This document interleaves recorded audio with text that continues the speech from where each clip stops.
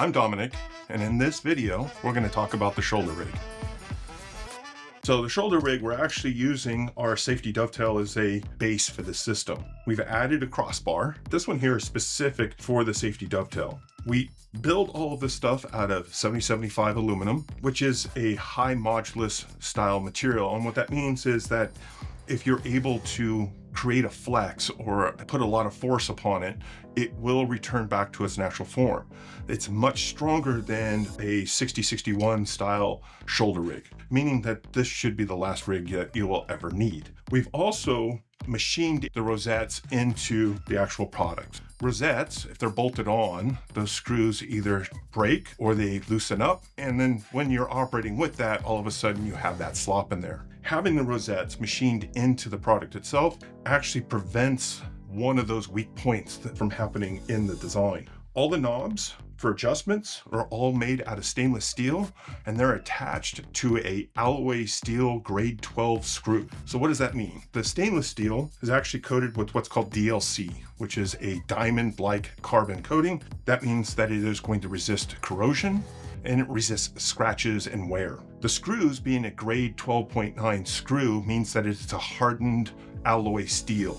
It's the strongest that we can make those screws for this system. The purpose of the Safety Dovetail is that you can literally put any camera on that dovetail now that has an area-based dovetail. So now you can slide that on, you can balance it back and forth for your balance positions and so on. The crossbar is in a fixed position. It does not slide side to side. That is to add stability. It's one last weak point so that it is a strong, solid attachment. We can add the shoulder pad and ARCA dovetail. So on the bottom of this Safety Dovetail, we have an ARCA plate. We actually have an ARCA plate that has hook and loop down on the bottom of this. This soft side hook and loop allows you to attach any shoulder pad. We do offer a nice, firm, low profile shoulder pad that you can use for this system. These two things just Velcro together. You can place them wherever you want in the alignment. They slide together.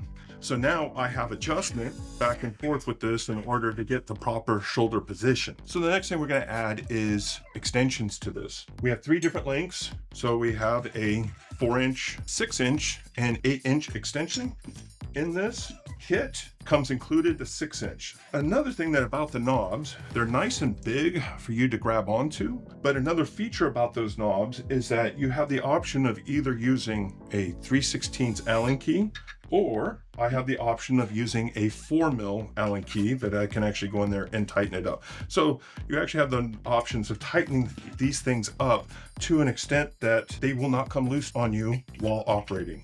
So now we just need some handlebars and some grips. The handlebars, same thing. We're using the stainless steel knobs with the grade 12 screws and the 7075 extension.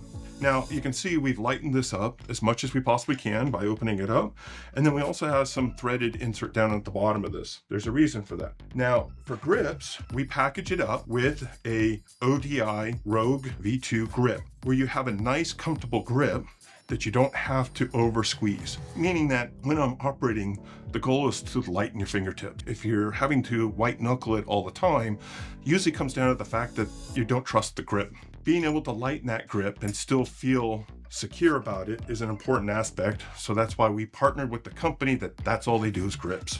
So this is a single lock grip, meaning I can now put this together, 3mm Allen key, and now I have grips on there. ODI sells a whole bunch of other style grips, so you can get just about any color, different diameters that you can work with, but the 135mm length is the one that you want to choose to work with our system. We talked about on the grip that we have some threads on the bottom of this. We've now made these little extensions. We can now screw those into the base of that.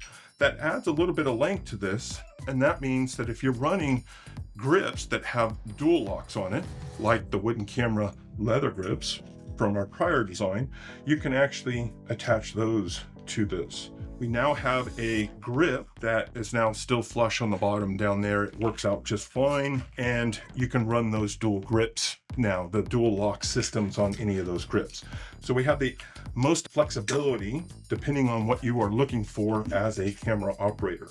We can go back to our Rogue grip like the kit would come with, and now we can attach these grips over to the shoulder rig. So now we have the new shoulder rig all put together. Once we get this up on the shoulder, it gives you an idea of what's going on here. Why did we go with a short pad instead of the curved pad? In a curved pad, you're now fixed in that position.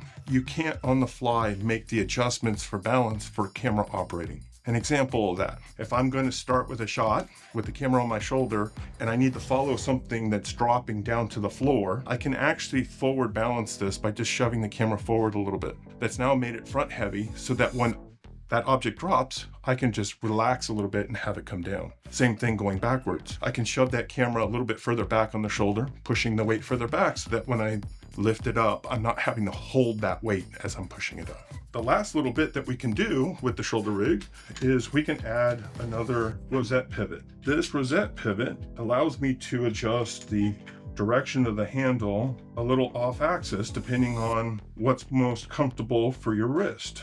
I don't have to have it straight up and down or perpendicular to the actual lines. I can now offset this at an angle in order to make it feel most comfortable for my shoulder. As you can see on here, on this rosette pivot, there's actually a color ring. We offer multiple colors and color rings that come with the shoulder rig or any of the elite kits, is that you get a red, blue, green, and yellow.